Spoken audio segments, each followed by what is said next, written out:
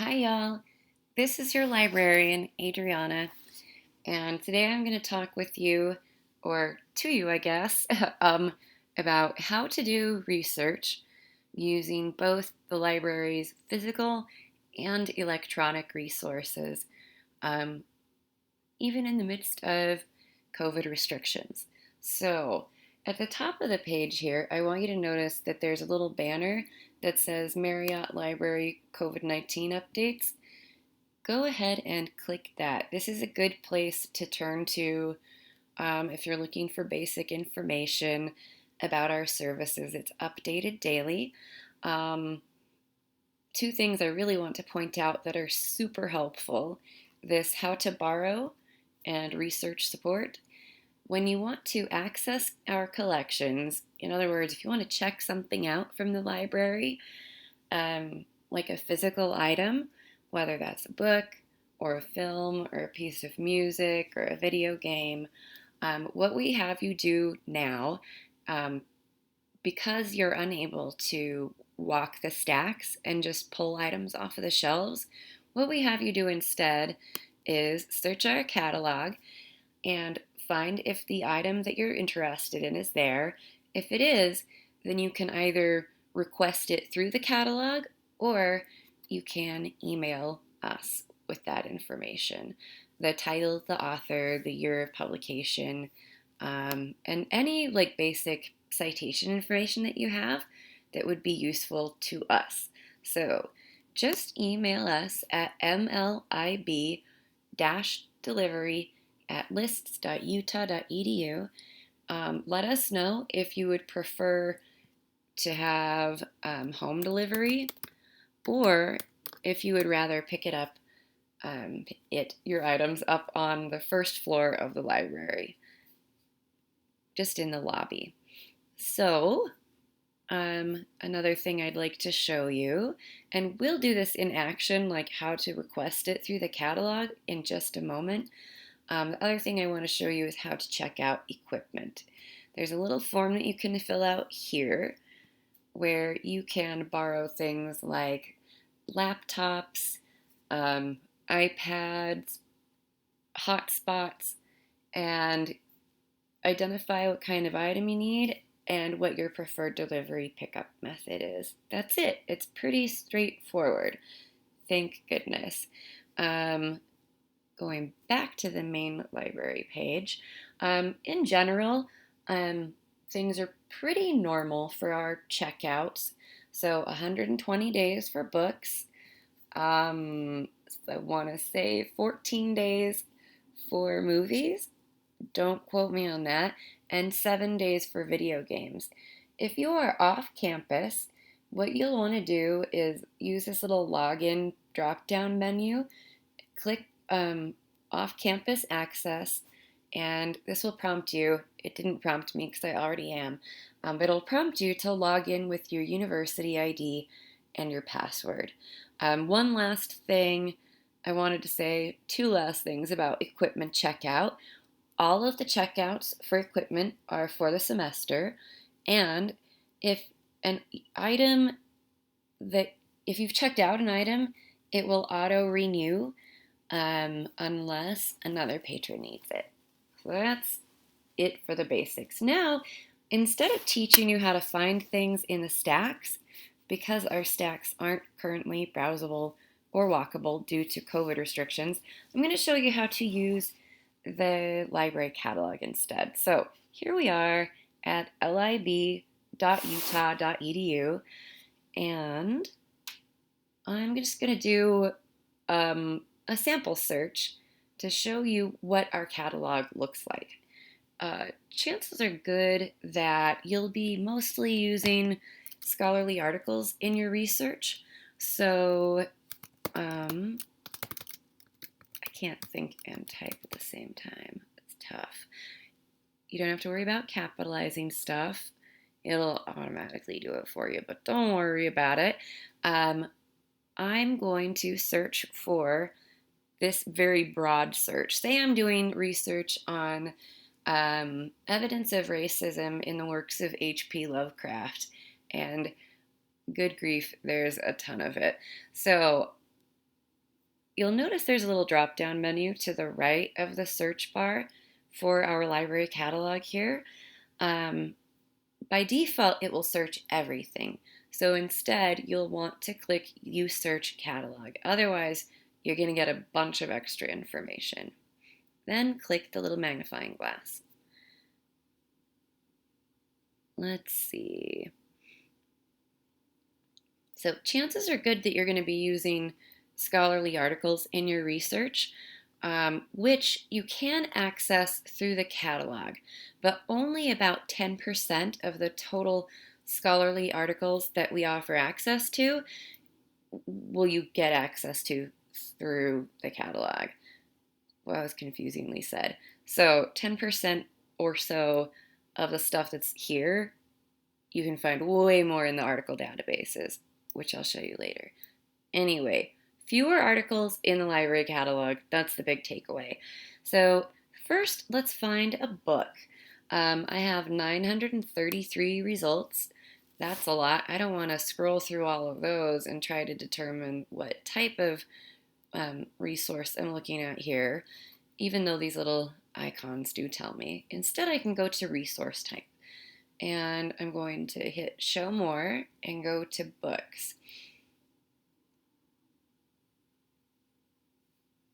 Let's pretend that while both of these books are available in electronic versions, I want you to imagine with me just for a minute that they're not. And we're also going to pretend this is the book that I need for my research. It's the book. Pretend further now that the second option where it's online isn't available. Instead, I'm going to click on this link for the physical copy. I can tell it's physical because it shows me here it's available at the Marriott library. It tells me which level it's on, even gives me a call number. I'm going to click on the title there to get access to the whole record. And under Get It, I'm going to click on Login. And that will prompt you to log in with your university ID and your password. So what I can do, because this book is available at the library, I can click Request here. Our default pickup location is the Marriott Library, the first floor in the West Lobby, or if you would prefer home delivery or office delivery, wherever you prefer your deliveries to go to, you can enter that address here and then hit request. So that's how you would do it through the library catalog. Now, let's see. A thing I want to mention is we send out physical requests throughout the week. If an electronic copy is available, though, we always prefer the electronic copy, and we'll send that out in preference of a physical copy, even if it is available, unless you express that you would like a physical copy. So back to the library's website here. So under this great big search bar, which you're going to be tempted to hit that a bunch. I know I am, but I know that I can find articles in greater abundance through the databases. So I'm going to go to this like super innocuous gray navigation bar and click the databases tab. This is the portal to all of our databases. We have about 400 and some, I want to say. So while you can use the library catalog to find articles, I always recommend using the databases because it's a little bit more efficient, I think. That's just my opinion. Anyway, you can select databases by title, by subject, or by type. Subject refers to the field of study or discipline. So say you are in gender studies. We have a whole list of databases that are related or in some way address topics under the heading of gender studies. So these are So diverse. These are really great. And at the top of every page, you're going to find here um, what our subject librarian recommends. I'm actually the gender studies librarian, and I do love EBSCOhost databases, but I prefer Gender Watch. And I'm going to give you a quick demo on how to do a search in Gender Watch. So I'm going to scroll. We love the alphabet in library land. So you'll notice all of the databases in this list that are under gender studies are in alphabetical order, and the titles of the databases are in red. Underneath that, you'll find a brief, sometimes really brief, description of the content in the database. This will tell you like the formats of information. Sometimes it will specify certain subjects. You'll also want to be on the lookout for dates of coverage if your research topic is especially timely. And some of our databases, like our ebook databases, actually have a limited number of users. Generally, there are an unlimited number of simultaneous users, so don't even worry about it. GenderWatch is an awesome database. As you can see, I've already preloaded a little bit of a search in here. So I want to do just a basic search. I'm going to do a search for white feminist. I could do white feminism. Let's do that. And racism. The reason that I put quotation marks around white feminism is because I'm searching for those two words in that exact order. I don't want the word white coming up on page 3 and feminism on page 20. I want those words together. So you don't need to put quotes like around single words like racism because it's already searching for that exact word. Only use quotes around single words if you're trying to be sarcastic in an email. I'm kidding. Or not. I mean, go for it. We're grown-ups. All right, so some things I want to point out that are kind of standard from one database to the next, just stylistically. So up at the top, we have our big search bar. Always look at the number of results that you get. For me, 315 results is a lot. I'm not exact. I guess I am willing to look at every single title in this results list, but if 315 results is too much for you, or it feels like, nah, I need to be more specific, you can do that. You can actually add in or modify your search by adding in another term.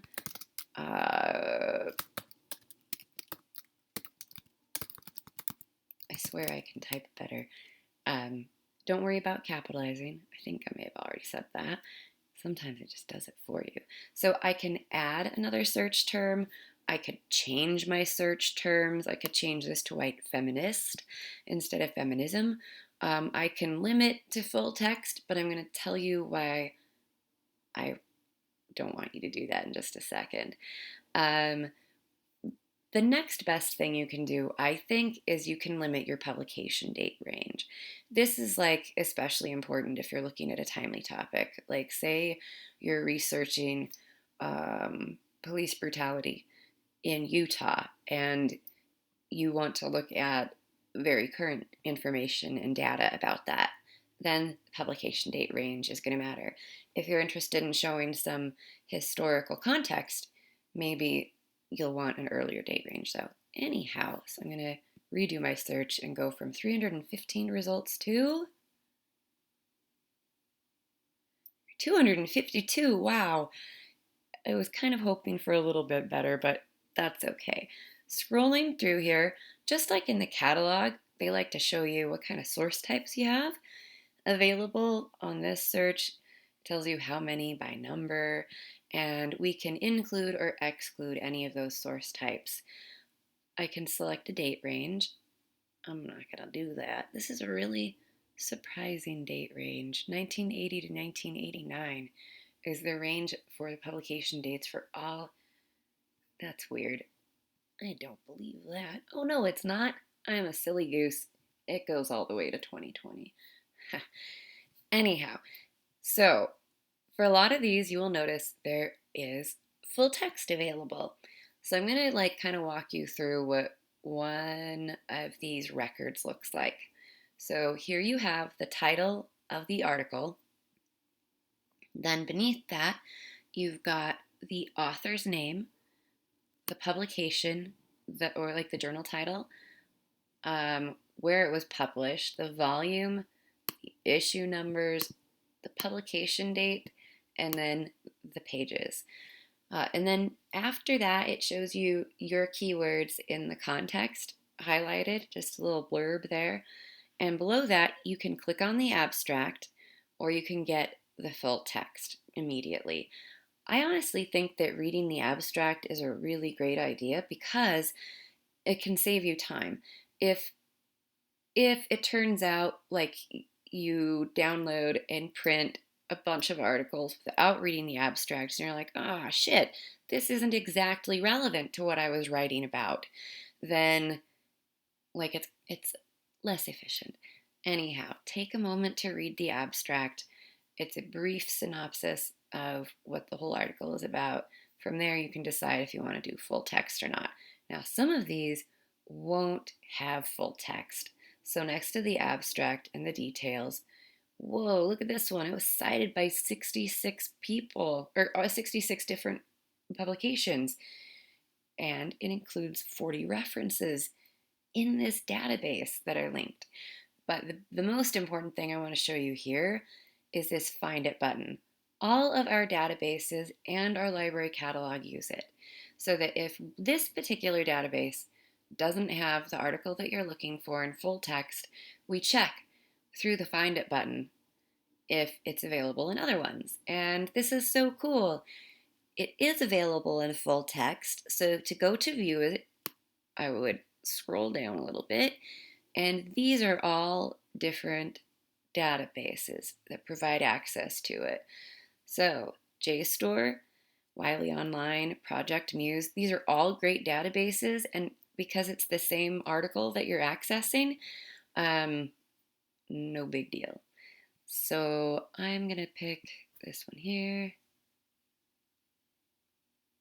unless it's been updated, and then I will have access to download a PDF of this article, and there's the abstract again. So whichever of these links you pick, it doesn't really matter. As long as you have a clickable link, that means that the article is available to you. If it's not available to you, what you can do is scroll a little further down and go request an article. What this does is, first it has you select your home library. We're the J. Willard Marriott Library. What it does is it's this really awesome free service. So just like checking out materials from the library is free, so is using interlibrary loan. Interlibrary means between libraries. So if our library doesn't have an article or book chapter, any of these kinds of materials, so basically anything that you want, you can request it and we will borrow it on your behalf from another library. Usually the borrowing period is a little shorter, but if you go through the catalog like this, like we have done, where we click the request an article option, it will automatically fill out the request form for you. We always want to make sure that the fields that have asterisks are completed. Sometimes they're not. Like this one doesn't have the inclusive pages. Those jerks. So you're going to have to grab it. We're going to imagine that it's not available from 1, 2, 3, 4 different databases. We're just going to pretend that we need to request it from Interlibrary Loan. So I'm going to grab the page number here from the citation and plug it in to this field. And then I want to show you a couple of unusual things. I think this is unusual. We call this the not wanted after date. I don't know why. The default is a month from whatever today's date is. Um, the not wanted after phrase is kind of wacky. It just means what's the last possible date that you would like to receive this article in case there is a delay. Though generally the turnaround time is pretty good, especially for electronic items. The other thing I want you to do is notice, will you accept the item in a language other than English? The default is yes. So if so, in the notes section, please identify which languages you are willing to accept the article or book or whichever type of item it is. Otherwise, if you are only willing to accept the item in English, then select no. Um, and then when you're done, you'll submit the request. You don't actually have to fill out the where did you learn about this item part unless you want to, if you think it's helpful. And then click submit request. And as you can see, I actually do this a lot when I'm talking about library resources. I do little demonstrations about how to request libraries through interlibrary loan, or request articles through interlibrary loan. So here, this is so cool. Earlier today, I requested this book chapter, and I can see the status. It's awaiting lender response. So the lender is the other library. This here is the article that I just submitted a request for, and it's awaiting rapid sending request. So that probably means it's available electronically. Once the article is received, either physically or electronically, like we can have it sent to you, of course, or you can go to electronically received articles here and download it. You have 30 days, like it says up here, from the date of it posting, and then the article or other electronic item will be deleted. But in that time, you can download it a gazillion times. You can do whatever you'd like with it.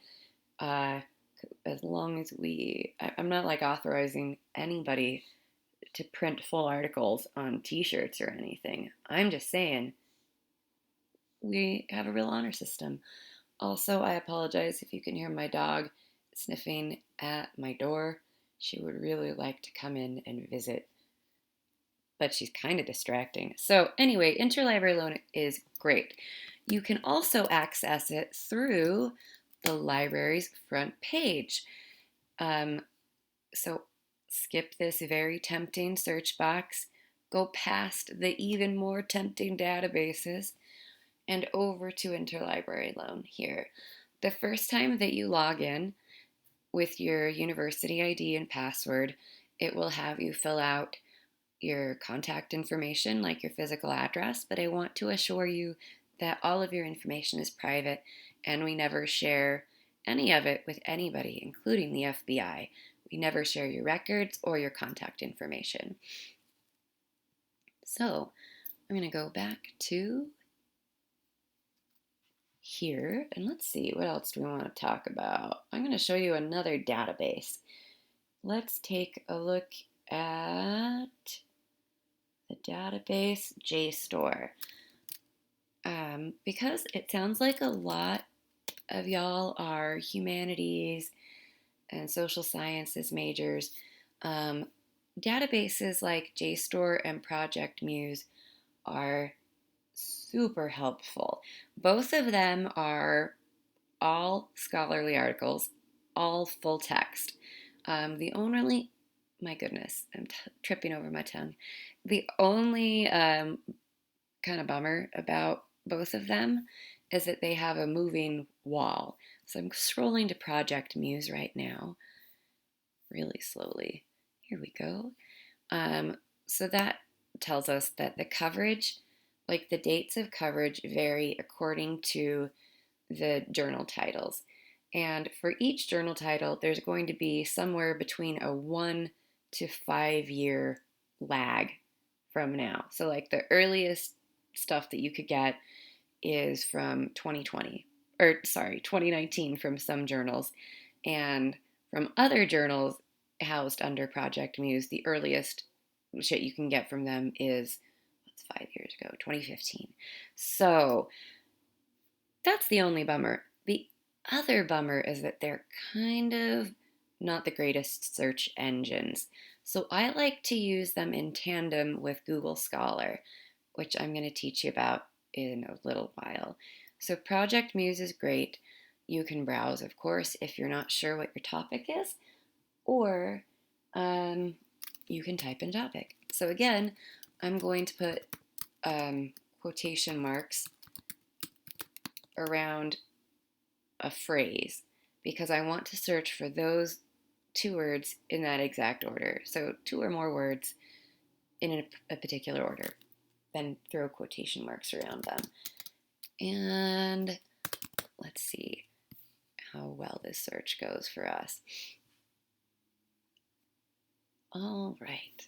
So a lot of times it's kind of funky when you're reviewing your Project Muse or your JSTOR results, and you're like, wow, I said to the database or the search engine, I'm really interested in only those results that are related to police brutality and Utah.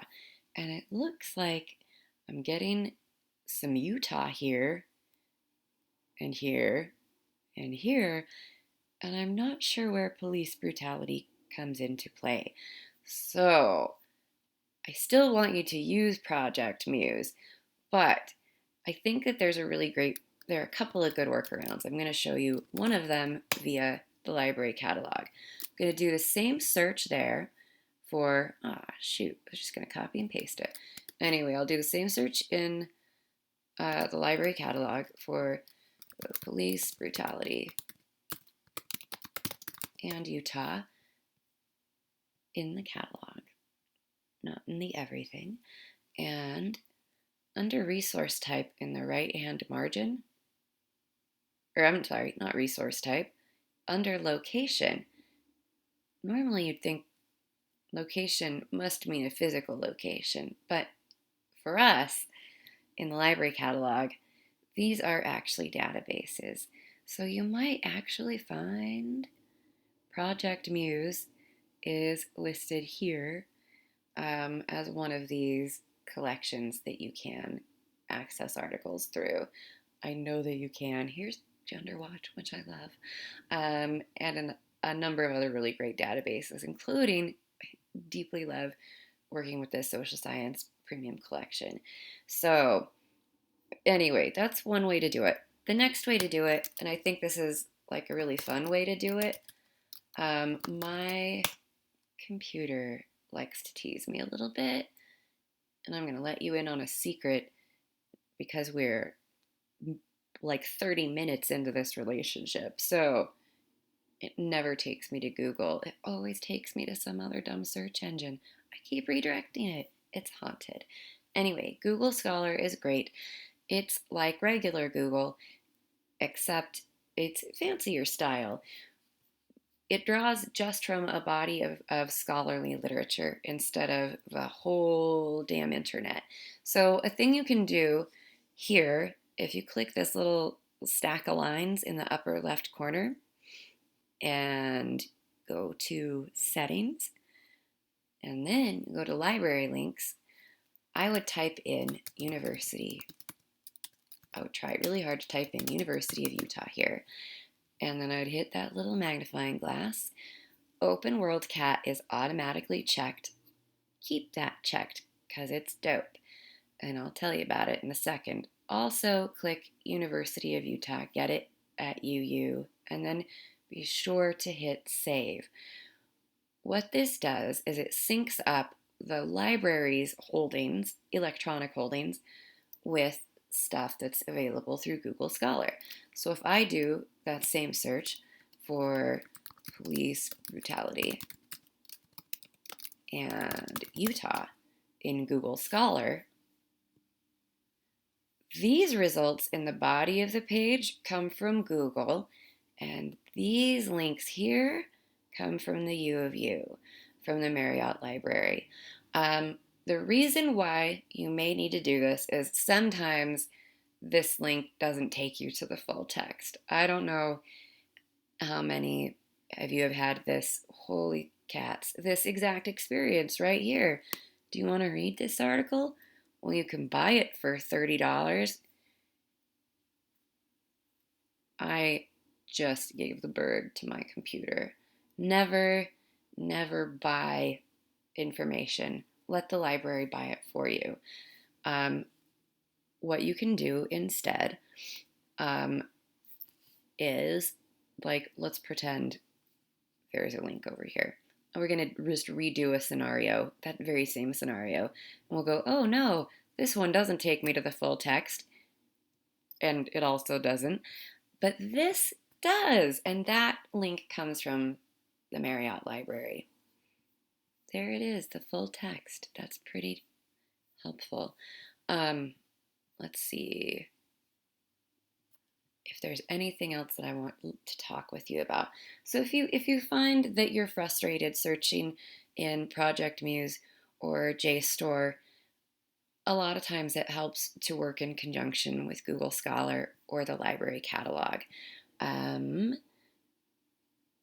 other thing that I wanted to show you is, well, a few more things.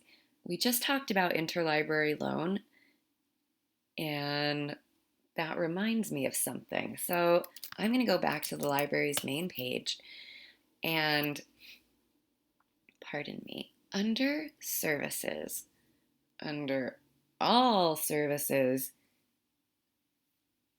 and there are a lot of services, if you scroll for a little while until you get to the S's, you'll eventually find Suggest a Purchase. And Suggest a Purchase is another free service that you can use at the library. If we don't have something in the collection that you don't just want us to borrow, you want us to have it permanently, we really want to buy that item. So if you go to Suggest a Purchase, you can submit a request. I'm logged in as me. I'll show you a little bit about what we buy. So you can buy ebooks, you can buy audio-visual materials, you can buy print books, but not articles through here. Only like full journals or databases. So you'll identify what your university affiliation is. You're probably a student. And what type of material that you are suggesting. And when they say suggesting, they should just say, what type of material would you like? And then you get to select that. So I'm going to just select a book for the heck of it. If it's in print, then I would, or if it's electronic, then I'd fill out this info. If it's print, then it gives me a little extra like line to address where I'd like to have my item delivered. Either do library pickup or home delivery. And is this a rush request? Yes. Generally, these items come in 2 weeks or sooner. And please let us know if you want us to let you know when the item is available. If you do that, we'll just email you as soon as your request has been fulfilled, and then we'll get it sent your way. So click submit and you're all done. Now back to the databases. The one thing that I didn't show you earlier is this select database by type. And this is kind of an interesting, useful feature. Generally, when you're searching for information, you're searching for it not by the type of container. You're searching for a specific, like an answer to a specific question. But say you have an assignment like, I don't know, you must write a paper using only primary sources, like newspapers or diaries or something like that. You would use select database by type to locate collections of that formatted information. Whew. So a couple things that are cool I want to point out. We do have images. There are full text articles all over the place, but you already know that.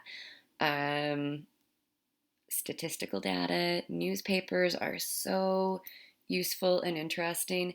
And trial doesn't mean like a court trial.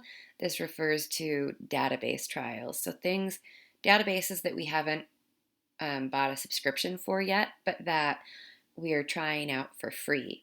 So this one, the Black Studies Center, is currently on trial that will expire on October 19th. You can give feedback if you dig it, or if you don't like it. We definitely want to hear about it. But it's really cool that you can check out new information there. You can even suggest that we purchase new databases here under the Suggest a Purchase request page. For everything else, I want you to feel like you can reach out to me, your librarian, if you need help. Let's see. I'm going to see if I can find our... Oh, this is so cool. I did want to show you this. If I'm not available for any reason, like if you need me urgently, you can always click this live chat button, which is also available on every page of the library's website. It's not just under the Ask Us button, but also here. So this is available 24/7, and it connects you with a librarian to answer your very specific questions. Otherwise, you can contact me. I'm going to open up my email right now, and I suggest you do the same thing, because why the heck not? I want you to send yourself, so type in your email, your own email address here, and then just write my librarian friend. And then you're going to write my contact info, adriana.parker@utah.edu. My office phone number, like when I'm in the building normally, is this. But because I'm working remotely, I'm going to give you my mobile number.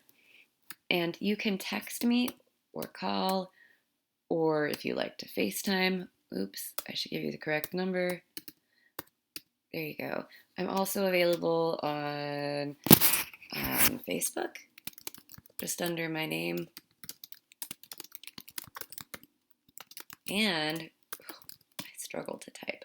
I'm on Instagram, and I post a lot of videos, like little video tutorials, like, hey, how do I check out books during these COVID times?